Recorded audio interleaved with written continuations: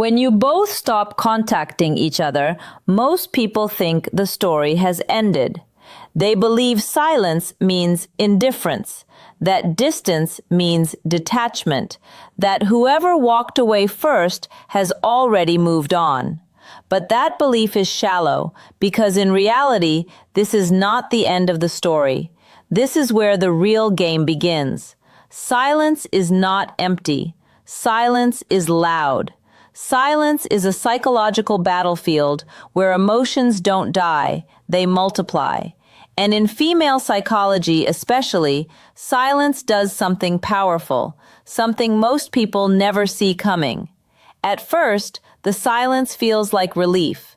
No messages to respond to, no explanations to give, no emotional labor to perform. There's a calmness that feels like freedom. She tells herself she's finally choosing peace. But underneath that calm surface, her mind starts replaying moments she thought she had already buried. Conversations, arguments, laughs, unfinished sentences.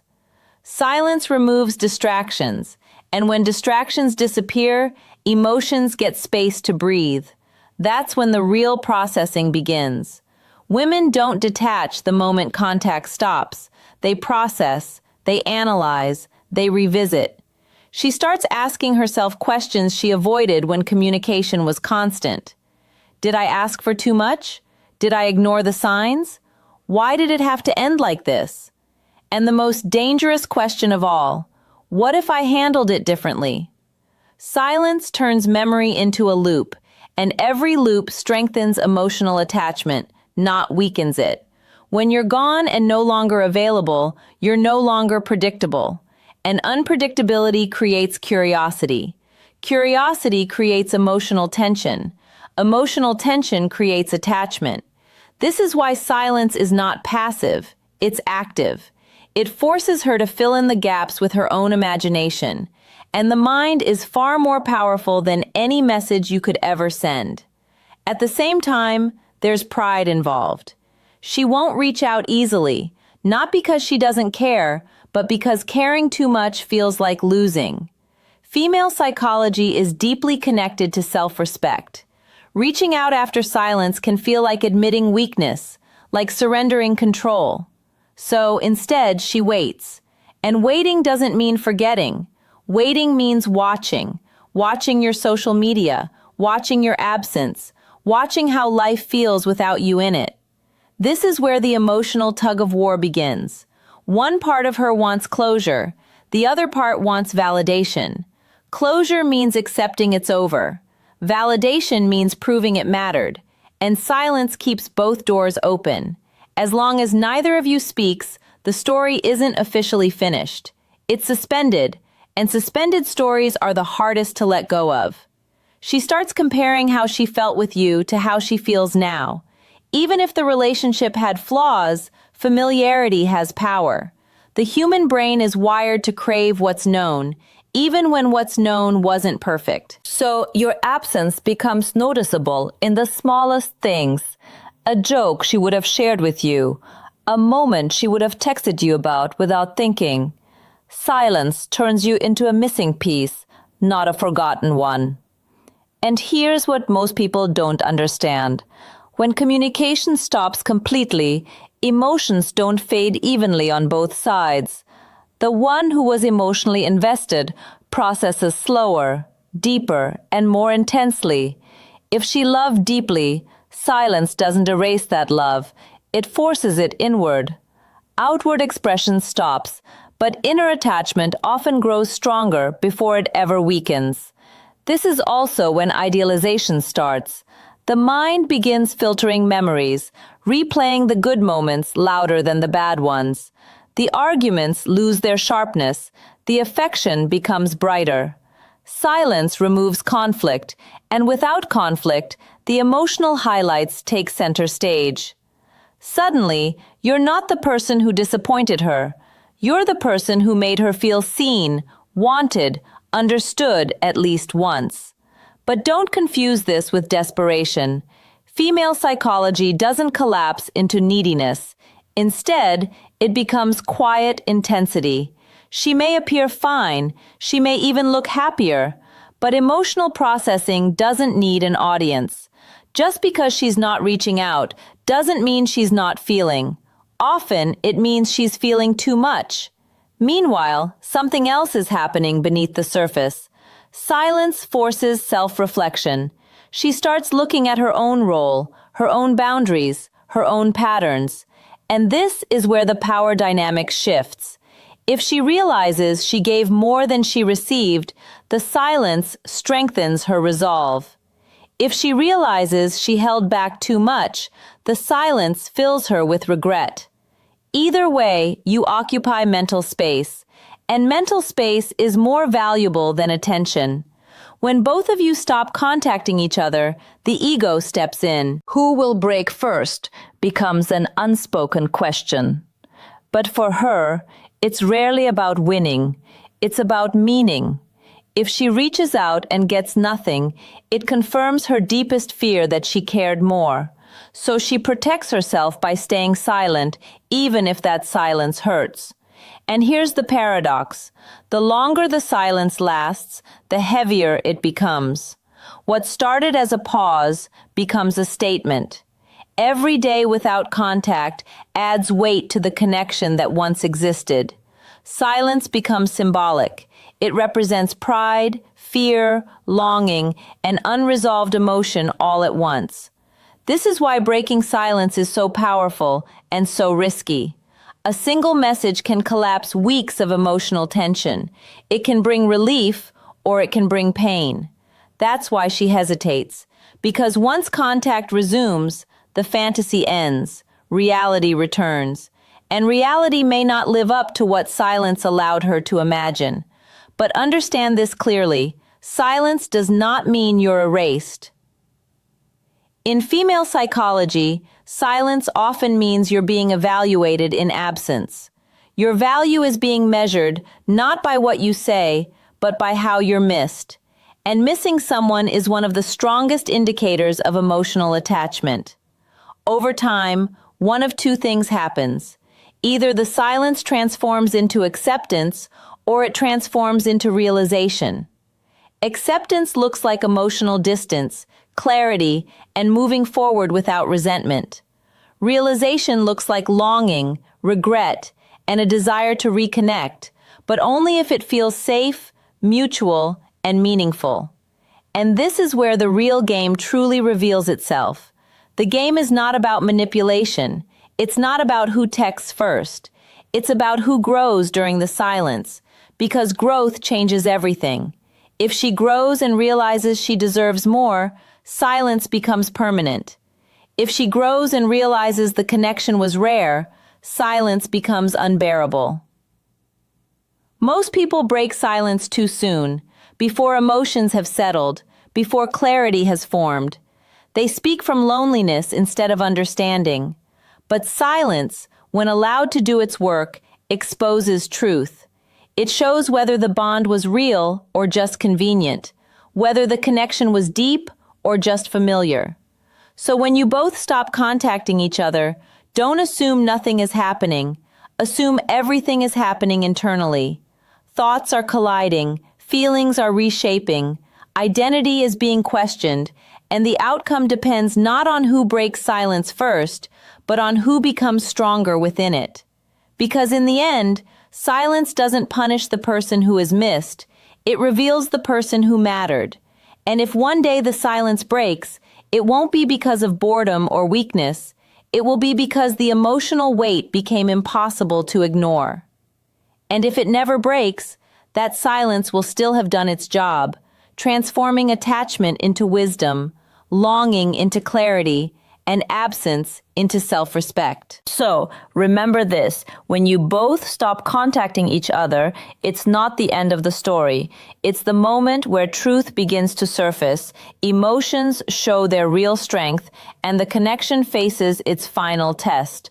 And the question isn't who will text first, but who will come out of the silence changed forever. And as the silence stretches on, something even deeper begins to happen. Time no longer works the way people expect it to. Days don't necessarily make feelings weaker, they make them clearer. With every passing day of no contact, emotions either dissolve or crystallize. There is no middle ground. And in female psychology, crystallized emotions are dangerous because they come with certainty. Once a woman becomes certain about what she feels, she stops being confused, and confusion is often what keeps connections alive. During this phase, she starts noticing patterns, not just about you, but about herself. She realizes how often she adjusted, how much she tolerated, how deeply she invested. Silence removes the emotional noise and exposes emotional truth. And truth doesn't always bring comfort. Sometimes it brings grief. Sometimes it brings empowerment. Sometimes it brings both at the same time. She may tell herself she's fine, and in many ways she is. Life continues, responsibilities remain, smiles still happen. But emotional detachment doesn't arrive suddenly. It arrives quietly, almost invisibly. One day she notices she didn't think about you in the morning. Another day she realizes your absence didn't ruin her mood. These moments don't feel dramatic, but they are milestones. They mark emotional independence forming beneath the surface. Yet paradoxically, just when detachment seems close, memory can strike unexpectedly. A song, a place, a scent, a random moment of stillness. And suddenly, emotions resurface with intensity. This doesn't mean she's regressing. It means the bond was real. Real connections leave echoes. Silence doesn't erase echoes. It amplifies them before they fade. This is where many misunderstand female psychology. Emotional depth doesn't mean emotional weakness. Feeling deeply doesn't mean losing control. In fact, women often gain control by feeling fully first. Silence gives her that space. No external influence, no mixed signals, just her thoughts and her truth. And once she reaches that truth, her decisions become final. She also begins to imagine scenarios, not fantasies, but possibilities. What if you never come back? What if someone else enters her life? What if this silence is permanent? These thoughts are not signs of desperation, they are signs of adaptation. The mind prepares for survival long before the heart lets go, and preparation is power. If you do reappear after a long silence, you won't meet the same version of her. That's the risk most people don't calculate. Silence changes people. The woman who waited is not the woman who answers. She may still care, but caring no longer guarantees access. Emotional availability becomes selective. Trust becomes conditional. Interest must now be earned, not assumed. And if you don't reappear, the silence still shapes her future. It teaches her boundaries. It sharpens her intuition. It rewires her attachment style. She becomes more aware of red flags, more protective of her energy, less willing to chase clarity from someone who chose absence. Silence in this way becomes a teacher. There's also a quiet pride that develops, not the loud, ego-driven kind, but the grounded kind. The pride of knowing she survived not being chosen, not being prioritized, not being contacted. That pride becomes self-respect, and self-respect is the strongest emotional armor a woman can wear. At this stage, reaching out feels unnecessary, not because she doesn't remember you, but because she remembers herself. She remembers how it felt to wait, how it felt to wonder, how it felt to hope. And she promises herself not to return to that place again. This is why silence is irreversible once it completes its work. You can't undo growth. You can't rewind clarity. You can't make someone unsee what they finally understood in your absence. Silence either rebuilds the connection on stronger terms or closes the door forever. And both outcomes are decided long before a message is ever sent. People often assume that the one who stays silent is suffering more. That's not always true. Sometimes the one who breaks silence does so because they couldn't handle the emotional weight of being forgotten. Silence is only painful when it's empty. When silence is full of self-discovery, it becomes peaceful. And here's the hardest truth of all. The longer the silence lasts, the less it becomes about the other person. Eventually, it becomes about identity, about who she is without you, about what she tolerates, about what she wants next. And once that shift happens, the emotional attachment loosens its grip, not because love disappeared, but because self-worth took its place. So, when you both stop contacting each other, understand that the real game is not manipulation, strategy, or timing. The real game is internal transformation. Whoever uses the silence to grow wins, not the other person, but themselves.